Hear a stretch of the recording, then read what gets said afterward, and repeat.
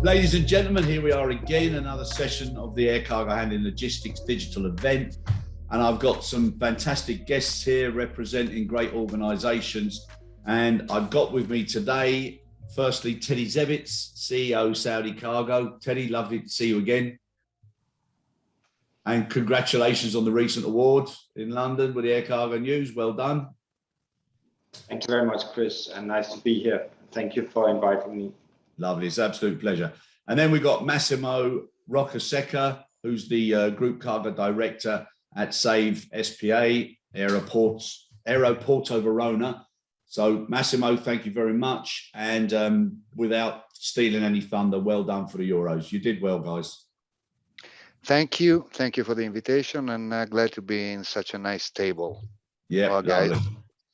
And then we've got Bryan Schreiber, who's Manager Air Cargo Business Development, Columbus Regional Airport Authority, Rickenbacker International Airport. Bryan, lovely to have you on board. Really appreciate it. Great to be here and a pleasure to be here with such a great panel. Good man, good man. And then we've got Bert Selis, who's VP Commercial at Liege Airport. So Bert, nice to see you again. Always a pleasure. Thank you, Chris. Happy to be here. Even if Massimo is here with his Italian football team, but we'll ignore that for at least 1 hour. Yeah, no, never mind. Everybody needs a little bit of luck sometime. Come on, guys. It happens only once every 40 years, so allow me, okay? Yeah, let's hope it doesn't form too much of a trend, but well done, Massimo. Right, gents. Now, I've already apologized offline for the title of this particular session, Small Better Than Large.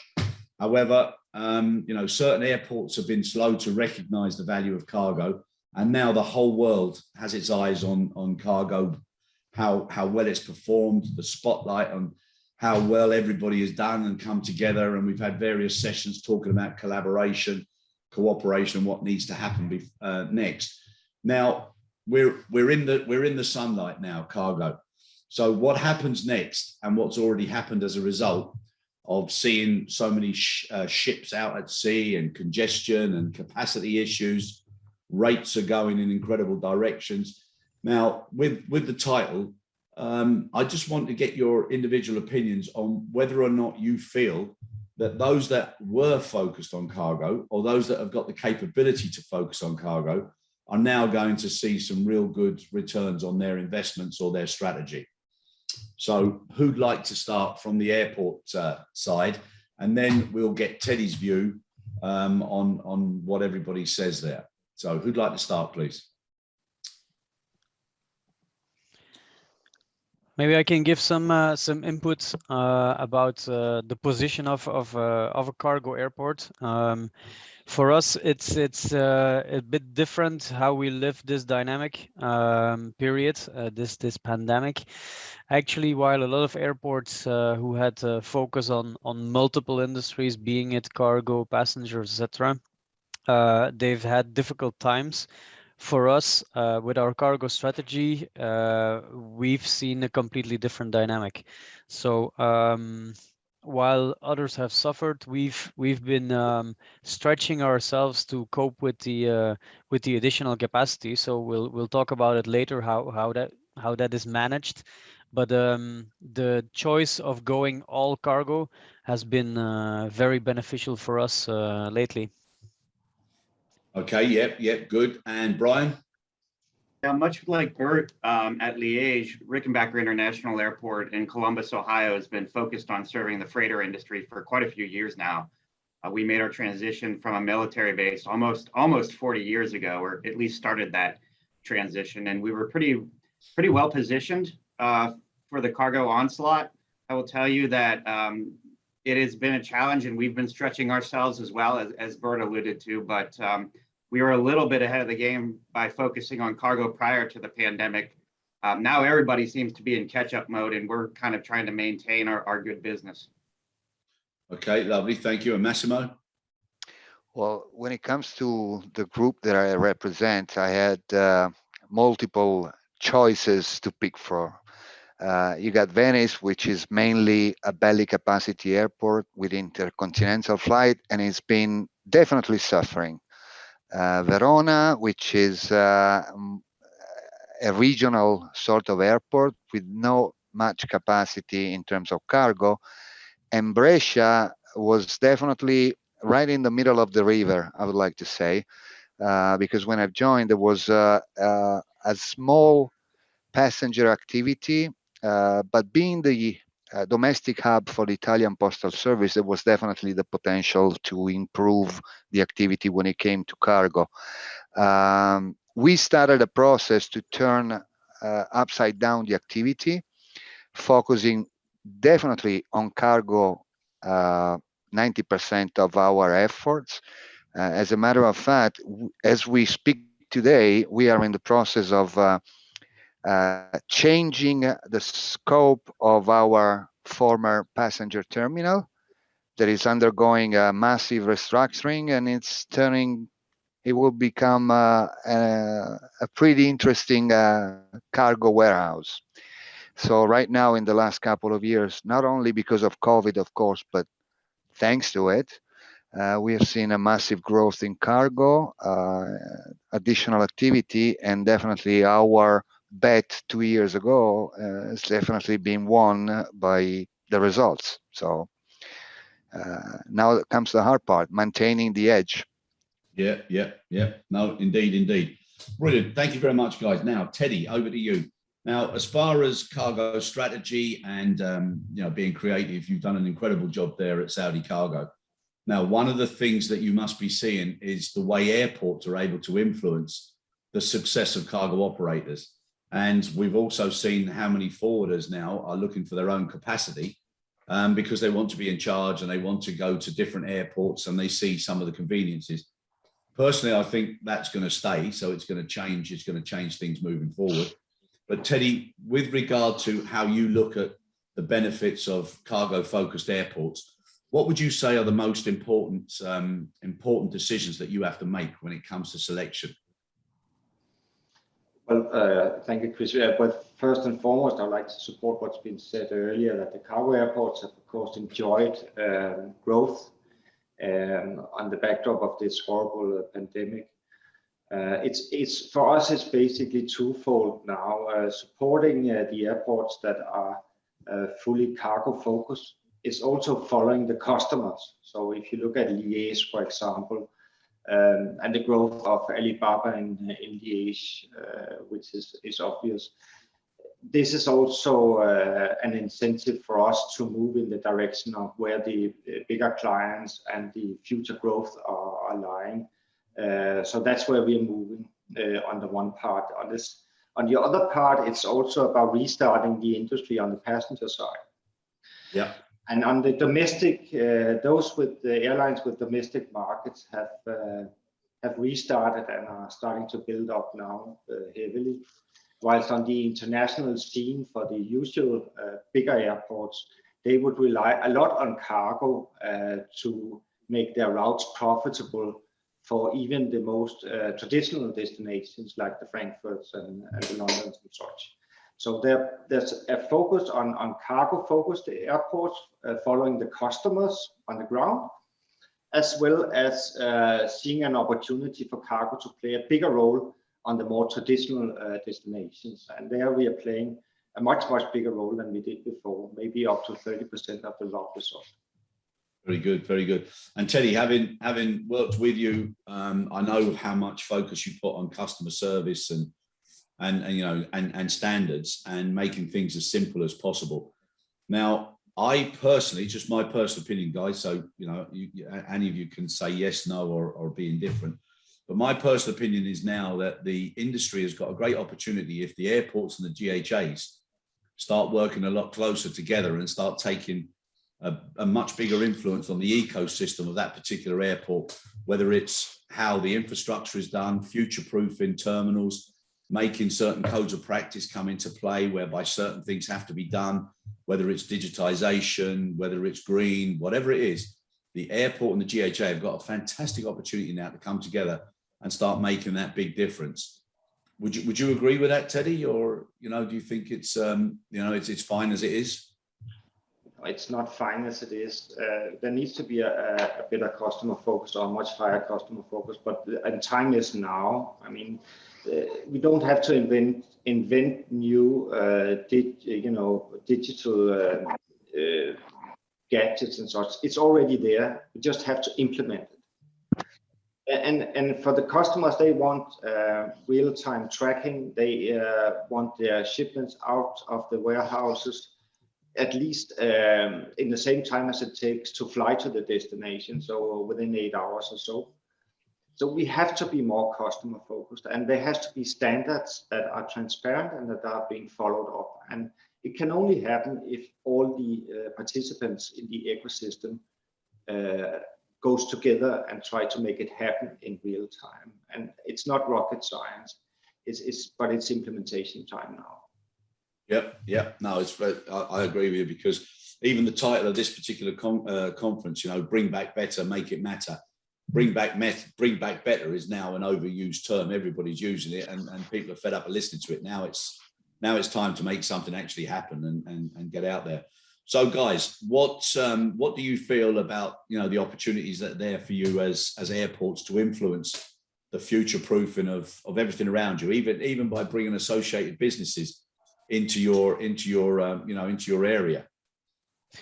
Well, what I can see happening is that the critical mass that the ground handlers now are able to enjoy, basically, it also changes the dynamic of the conversation we're having with them.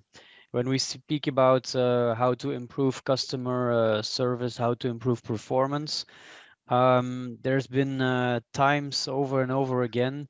There was an issue of funding. There was an issue of money being available to invest, and the solution has in the past been in more square meters, and so we'll do exactly the same way of working. We just need more square meters to do it in. And so now it allows us to do the same conversation, but focusing on how do you do more in the same square meters? How do you create better efficiency? How do you invest in technology and in equipment? And if there's something we can identify which has been a change in the dynamic of us and the ground handlers, then it's that. This is a period in time where, at least in our location, their volumes and their business allows them to take a different look and have a more investment approach than they ever had before. Yeah. Okay. Yeah, that's good.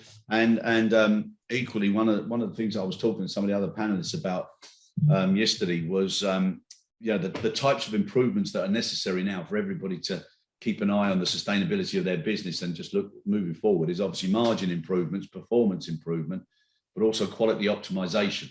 And if we don't get that quality optimization and performance improvement, just like in many other industries now, everybody is starting to get frustrated with the lack of service quality in comparison to the prices they're having to pay for those services.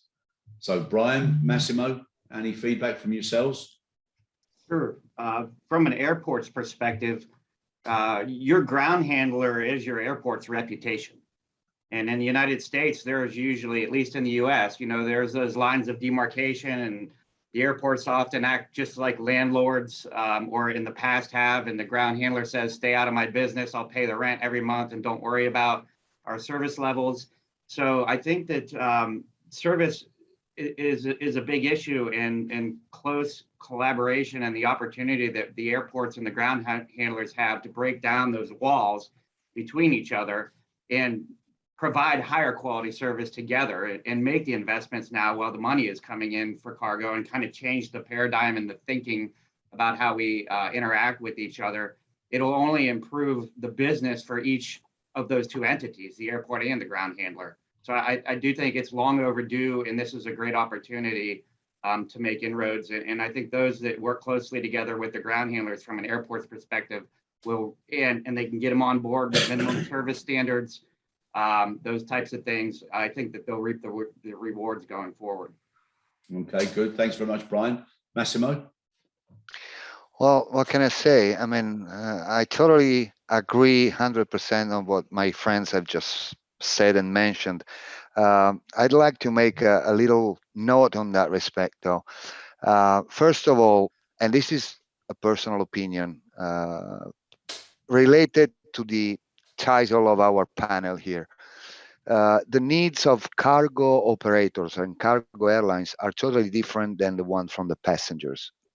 Unlikely, if you think about it, only 3 years ago, most of the market of the industry were thinking that freighters were no longer needed because of the massive belly capacity available on the market. Everyone thought that the freighter era was coming to an end. Now, COVID came and suddenly everyone realizes the importance of freighters again. Unfortunately, these two type of services have totally different needs. In that respect, and I agree on what has been said before, a typical example is the fact that a cargo specialized airport does not have the, between bracket, disturbance of the passengers. So everyone, the entire chain, the entire logistic chain is focused on only accepting, releasing, and delivering cargo. A typical example of the last words of my friend, here in Brescia, for example, the ground handler is owned by the managing company of the airport itself, just because the focus is totally driven on one service only. And that's what we call specialization at the end of the story. And everyone has been talking about it for the last decade, about technology, specialization, and customer service. Pure and simple. Like Ted said at the beginning, nobody's inventing the wheel here. We just have to implement certain industry practices that even internally, we don't even know we have them. Our competitors are just using it better. That's it. Can I ask you something? And maybe I'll pitch this one to Teddy quickly. Teddy, talking to some of the forwarders and also some of the handling agents, if you were to present to a group of students the way contracts and SLAs are distributed and exchanged within our stream, you've got an airline that has an agreement with a GHA. You've got a forwarder who wants to do a contract with an airline, and yet the forwarder who has to deliver and do all the service issues with the GHA and vice versa, they don't have any communication themselves. And then you've got the airport who support them with various infrastructure and support activities. Do you think there's an opportunity there to simplify and have the whole chain involved in something a lot simpler? Because when you look at the amount of SLAs that come into GHAs from so many carriers, it goes from just about right, or the simplified IATA version, to just in case anybody does anything wrong anywhere, we've got something to pin on you. And then you've got so many KPIs. We're actually making something that at the end of the day, we've got two products. We've got volume products and we've got value products, and we have to decide where we are within them. So do you think, Teddy, there's an opportunity there, even if it starts on a smaller scale, to have almost like a community service contract where it covers the basic and principal KPIs or SLA or S.p.A that are necessary? That you have answered the question yourself, but yes, and it's much about communication and cooperation among the ecosystem, and some airports have actually done this for quite some years. When I was in Asia, I saw a few good practices. It's much about communication and collaboration. One airport in Southeast Asia had a very easy communicating their targets on the passenger side. They said a passenger should be able to be from arrival of the aircraft and out on the curbside within 12 to 18 minutes. And the value creators in the value system had to deliver each of the services to make that happen. So it's much about communication and your aspiration as an airport, and how you can get the actors to play in the same band in order for us to deliver the right service. The IATA ground handling agreements and all of these, I don't think that we need to change all of this. We have to come together and find out what the service levels should be for that particular airport. to serve that particular customer, whether it's a farmer or e-commerce or what have you. But it starts with communication. What are our aspirations to grow that particular market? Yeah, good, thank you.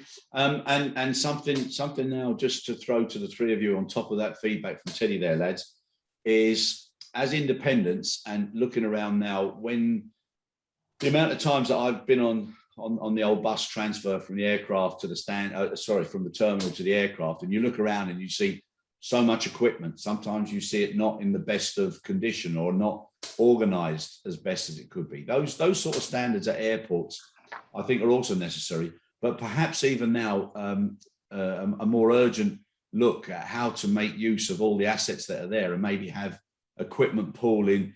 And dare I say, because of the issues now with personnel and the problems that we're going to face, is to have a higher group of multi-cross, reskilled, upskilled personnel who sort of form a performance task force that could be used as a pooling service. Do you think there's any mileage in that?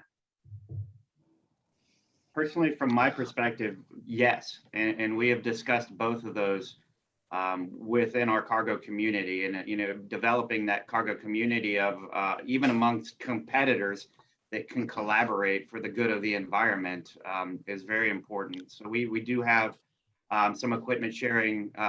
We'll call them informal agreements here, but we can pool equipment if we need to, and we often share. A little bit of a unique thing about Rickenbacker is in the United States, usually the airport is not in the handling business. At Rickenbacker, we actually do the ramp handling end of it. Now, we do everything on the ramp and everything that touches the airplane, including the fueling, catering, cargo onload, offload, all that. Our services stop at the warehouse door. So we deliver to any of our air cargo terminals, but we also do share our dollies with them if they need them for something. We pool loaders amongst some of the carriers here. And we have talked about sharing and pooling labor. The labor situation in the U.S. currently is such that everybody is short on labor. But we've kind of agreed in a gentleman and gentlewoman's agreement that if we have excess labor in one area at a certain time of day, we'll be happy to share it in another area. Okay, good. Thank you for that. Massimo? Well, Bryan just pictured the ideal cargo environment, if you ask me. As I was saying before, it's a personal convincement. It's a personal idea that when it comes to cargo, the ground handling or the ramp handling should be strictly connected. I don't know, perhaps it's a professional deviation, but I think the nicest and the easiest way to perform with high standards is managing both the airport and the handling activity when it comes to cargo. I don't know, perhaps I'm wrong, but once again, I cannot deny the importance of mega hubs, but when it comes to cargo, tailor-made and specialization, I think is the answer and the key. Okay, thank you. Bert? Well, I think the cargo community, yes, plays a role there.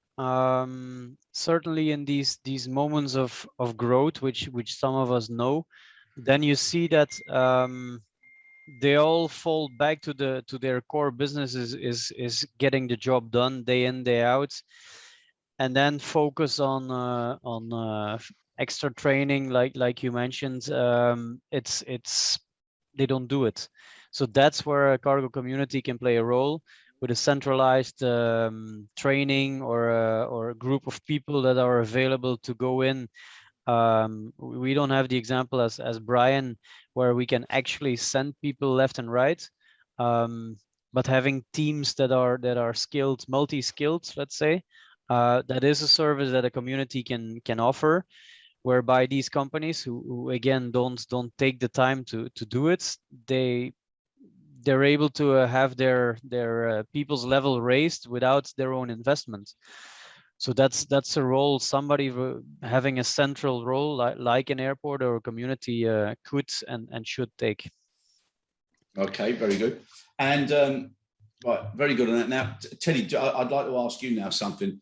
Over the years within our industry, lots of things have happened, and as a result of us not moving as quick as we possibly should, disruptors or alternatives have been made available. So, when you look back to the good old days, when there used to be docks and, under 25 kilos, under 10 kilo rates, which were absolutely beautiful.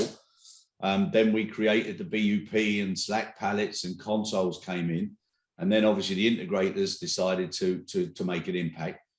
Do you not think now there's an opportunity there that the entire supply chain, who are constantly now talking about collaboration, that there's a possibility to come together with various combinations of carrier, airport, handling agent, truckers, first, last milers, etc., and warehousing, to actually come up with a factory-to-factory solution that could compete with some of the giants that are coming in and taking over an awful lot of the business? I think that the latter part of the question is the key. If we're not doing it, somebody else will do it for us. Yep. So, I mean, the giants are now becoming so big, and there's no lack of investment appetite there. So, if we can't solve the supply chain challenge for them, they will do it themselves. So, we better get our acts together. Yeah. And I'm just going to throw one more thing in there that I know is a very easy thing for all of us to solve. But I've been in this business an awful long time, and I would hate for one of my grandchildren to say, "Granddad, what was the one thing that never changed in all those years that you were in this business?" And it'd be the bloody airway bill and paper. Why, in God's name, can we not get rid of it? And somebody be brave enough, whether it starts with the state and then comes through a directive through ICAO or whatever, to actually say from such and such a date, there will be no more paper. And anybody who's slow to do it will be charged an exorbitant amount of money until such time as they can do it. Why can't we do that, guys? Yeah, I think something that Ted just said should drive us to a better thinking. In the past, I think the airline, the airports, and the ground handler have always been a community. They always talk to each other. Unfortunately, within this little circle, the freight forwarders were not in. And in short words, I think we gave up our leverage power in the hands of the freight forwarder, who actually raped the entire industry for their own benefit. Now, if we want to create a closed circle, a closed logistic chain, we need to have the freight forwarder back on the same table. They cannot think the business is just their business, okay? Because ultimately, they are the smallest ring of the chain. Airport, ground handler, airlines, we are performing the biggest chunk of activity. Nevertheless, all the power is in the money of the freight forwarders. And this is just not right, if you ask me. So I would love to have a better understanding between those parties in order to create a solid chain that nobody can attack. And as Ted said, right now, we are not in the position to defend our power, so to speak. Oh, Massimo, that was a statement and a half, my friend. I said only from the European champions would I say somebody would come up with that. Now, it's a difficult subject to respond to, because at the end of the day, Massimo, everybody in the entire chain, it's a little bit like when you have children at school and the science teacher says, "What's the most important part of the body?" And somebody says, "Well, it's the heart because it pumps the blood everywhere." And then somebody says it's the brain because the brain tells everything what to do. And then somebody says it's the lungs because that's the oxygen and the air that gives the energy. And then it's the muscles. And then a clever little fella at the back says, no, it's the bowels. And she says, "What?" He said, "Well, if the bowels are blocked, your brain doesn't work, your heart gets in trouble, and everything else falls apart." So whichever we decide I think it's everything together. So I think we have to be careful. But I do believe that now is the chance for the entire supply chain and all of us to come together and do something differently. Let's hope so. Yeah, yes, indeed, my friend. Teddy, do you want to respond to that one? I think that my highest hope is that technology will solve the transparency that has been lacking in the past. With transparency and the quest from the customers on real-time tracking of shipments and bookings and so on, the value chain will be much more transparent on where we are in the system, where's my booking, where's my shipment. Has it been handed over to the ground handler? Has it been delivered to a truck? Is it on the way to my home and such? So transparency is the key here, and that's also what the clients want in the end. Whether it's Novo Nordisk or whether it's Johnson & Johnson, they want transparency and transparency in the ecosystem. And we don't have to invent new technology to deliver that. We have to adapt, we have to adhere to the current standards that we have already established, and get that transparency for the clients and the forwarders and ourselves to understand our industry and what we are delivering in terms of reliability and speed, which is what we, by the end of the day, need to deliver every day. Yeah, and the more we're willing to share, which is what will be the success with data-driven decision making, the better it is. It's just such a shame that people don't trust others with the data that then becomes available. That's where we've got to overcome that. But the better the data, the better it is also for the new type of leadership and succession management that will be there, because they'll get more information and they'll be able to act more speedier on it. Bryan and Bert, where are you with data sharing and automation? I would say not where we want to be, but a lot more attention to it has been paid within the last couple of years. So, and our growth has necessitated that as well. So we don't have some of the challenges of, infrastructure utilization like some of the big hubs do, where they don't have enough truck docks and they need truck queuing and they need some kind of communication system to tell the truck drivers when the freight is ready and what dock is open. We're getting to that point. But we're not there. I know some other big airports have some big initiatives around cargo community technology, and Bert, maybe you're part of that as well. But I think technology will solve the problems if it's not disparate technology and there's different technology used all over the place and the systems don't talk to each other. Yeah. Okay. Fine. Yeah, good. And Bert. Yeah, there is indeed technology, and you have the land side truck slot booking and connectivity. What we're now more looking at is the transparency on the airfield itself. Things come out of an aircraft, they go into the cargo terminal, they get picked up, but between the aircraft, when is your first checkpoint? To Teddy's point, the transparency is as creating as much checkpoints as possible to start measuring, to start sharing performance data. So one of my takeaways or one of my strong beliefs is that the scanning of shipments of ULDs, which is so normal in any other logistics industry, let's start doing that and giving transparency to whoever is next in the chain. Yeah. Being in the truck driver or being the forwarder who has to instruct the truck driver to come there.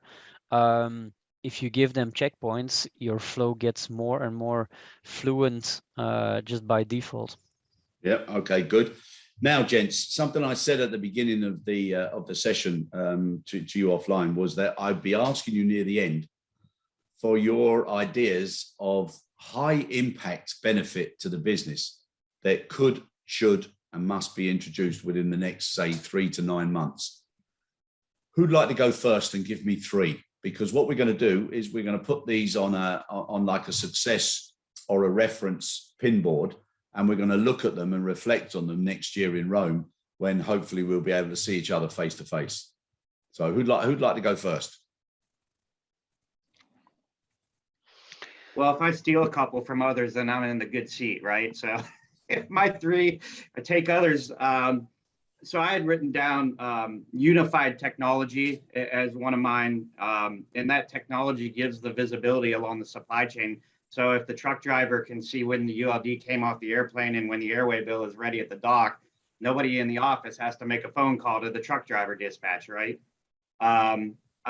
Infrastructure. As an airport, infrastructure is critical to us, and not just infrastructure, but smart and green infrastructure.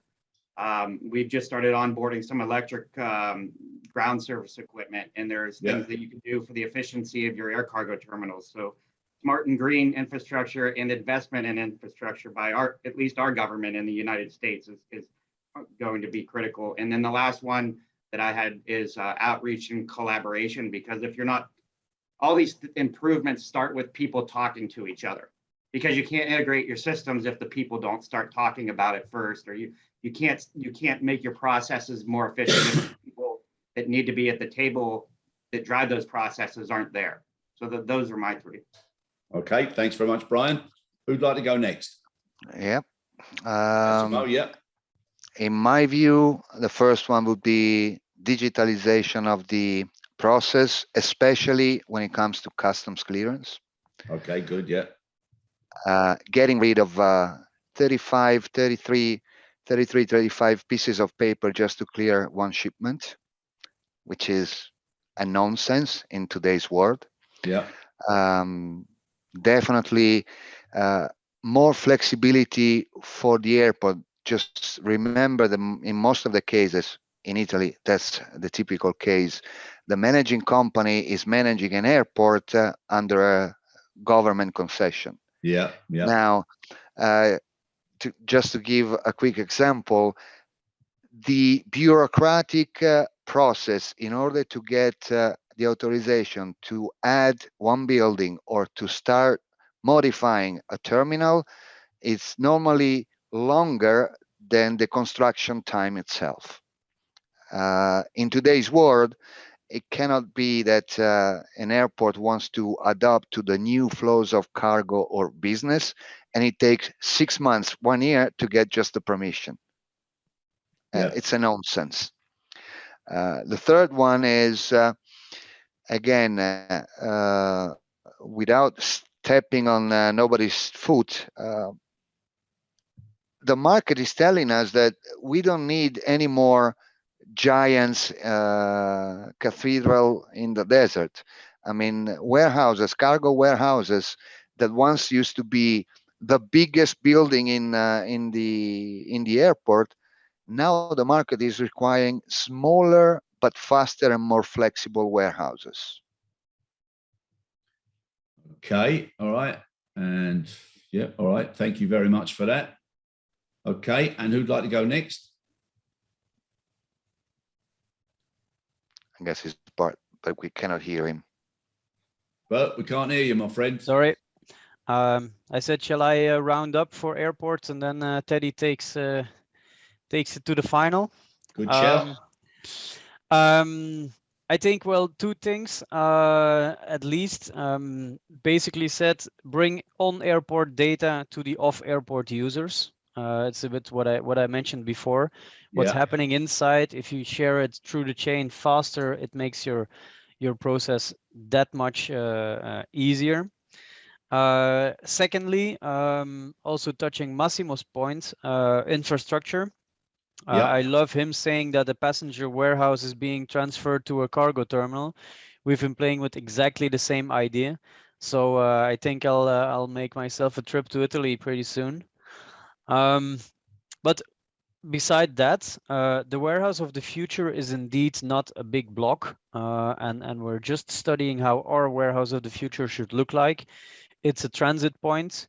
It's a place where there's enough electricity, enough network coverage to have connected vehicles, connected tools for fast transit. So I think that's where everybody should go to. This old infrastructure, it's way less performance than any new smart facilities. So that's my second main point. Okay, right. So we got airport data, infrastructure options, and also the warehouse of the future. Yeah. Okay, Teddy, if you'd like to round up. Now, all of the above that has been said so adequately. For me, I think that we need to listen to the customer, and we need to listen to the customer segments that are growing. So e-commerce, pharma, food and such, if we try to listen to what their needs are to begin with, and it's not rocket science to get that information from them on what they want from us. When I listen to them, they say it's about speed and reliability and consistency. That's what they want. And then in the new age, they want transparency. They want real-time tracking. So speed, reliability, and consistency in customer delivery, and then transparency on getting real-time data on where things are. We as an industry are providing cross-border services where you can deliver a shipment in the morning in Europe and have it out in Riyadh in the afternoon. This is unbeatable. It cannot be substituted by any other industry. We just have to deliver exactly what the customer needs in a standard, whether we call it A, B, and C standards. Yeah. But if we can get two airports to work together on a high standard, then we can call airports that are not ready, or ground handlers that are not ready for this transformation. They would not get an A rating. Yeah, yeah. Move in that direction where we listen to the customer, and then in some regions of the world, maybe not having the right resources to do the heavy investment, while the other parts of the world are ready to that type of investment. I think that we could move the industry quite fast over the next 12 months if we wanted to. And some of the airports are really, really supporting us. I mean, the growth that we've had in some parts of Europe, in the area of Bert, has been unbelievable. And that dialogue needs to continue. What are the next needs next year and in 5 years and 10 years? That's the key. It's technology, but speed, reliability, and consistency, and then transparency is on my wish list. Okay, lovely. Thank you very much. And before we finish, let me just ask, I just want to ask something. When we're talking now about the investments that go into the facilities and some of the mega buildings, and one of the things I just want to ask you all, everybody knows the importance of pharma, and everybody knows that there's been perishable facilities going up all over the place. And whether it's GDP or CIV or anything else, that's clear. But surely we should just be focusing on the manufacturers know the risks and the lane risks of where they're sending their products. And subject to the packaging that they use, should we not just be making sure that that is sufficiently and efficiently and very, very quickly dealt with, rather than investing so much in facilities? Chris, personally, you took the word right out of my mouth. We spent the last decade investing in infrastructure for the pharma products, and suddenly the pharma is the first one that has to be released once arrived. So in reality, do we really need so many infrastructure at airport level to maintain a product that should not stay in the airport longer than, I don't know, let me put it exaggerated, 24 hours in total? Okay. Personally, I would keep the money of a temperature controlled building for something else right now. Okay. Guys, anybody else? I do agree with Massimo, and I do believe the airport needs a base level of storage capacity in the event that a customer cannot pick up his shipment, or export shipments are tendered in advance. So they're going to be needing climate control and to be built up within a controlled environment. But to the extent possible, the airport should be able to make available a process whereby, say, your pharma pickup vehicles, even a box truck size vehicle, can access the ramp and get the shipment directly from the aircraft, if it can be made possible by the customs and overseeing federal authorities within that jurisdiction. Yeah. Okay. Yeah. Thanks very much, Bryan.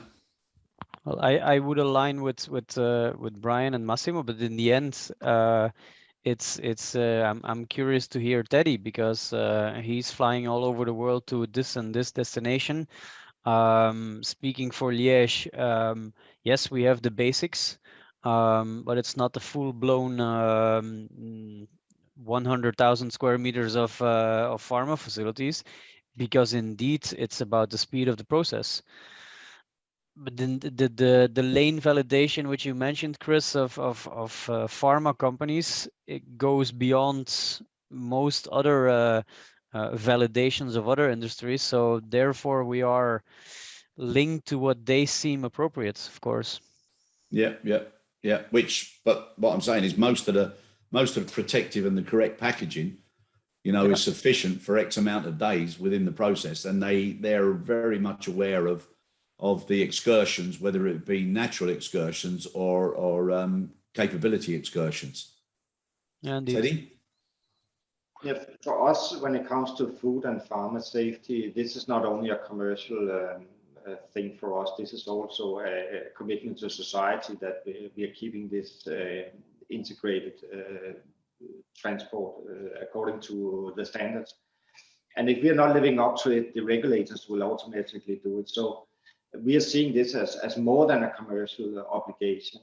What we are seeing now from both the pharma society, but also from perishables, they want their shipments as fast as they can get them, to Massimo's point. Yeah. Okay, right, lads, very good. I've just got one last question, which then takes us up to the round hour. And I know there's a couple of drop-offs there. Leadership, new ways of doing business, succession, losing experience. How important is that now moving forward to do it in a different way? Well, there I may have some input. As you know, and as you mentioned, Alibaba is setting up their hub in Liege, and this kind of players are entering into the air cargo business, where before it was airlines and airports and ground handlers, and now you have these kind of players who entered the game, and they come in with they're not dinosaurs. They don't have sometimes even the basic knowledge, but therefore they ask questions and they put everything in they question everything. And therefore you come to new insights. So it's really refreshing to have these guys, and I'm not saying them specifically, but it's more a general statement I'm making. Them entering the game, people who don't come from the air cargo industry, that enter and they question us, and that's very refreshing and very necessary to look upon things differently. So I'm a true believer of bringing youngsters or not even youngsters, but outsiders in with a fresh mind and questioning us about what we're doing and how we're doing it. Okay, very good. Anybody else, gents? To Bert's point, I think it's important for us to understand how we can collaborate and add value into that future transport system. And that goes beyond airline and air cargo today. It will be to end users and such. How can we play a role end to end, even if we're not an integrator? What is our role, and how can we be part of that orchestra going forward? Yeah, very good. Yep. Okay. Anybody else? If not, I'd like to thank you all, guys. We're dead on the hour. So really, really appreciate your time, your support, your engagement, what you do, and great success to you all moving forward. Thanks very, very, very much. Thank you. Thanks, Chris. Hope to see you all in live pretty soon again. Yeah, it'd be nice, wouldn't it, eh?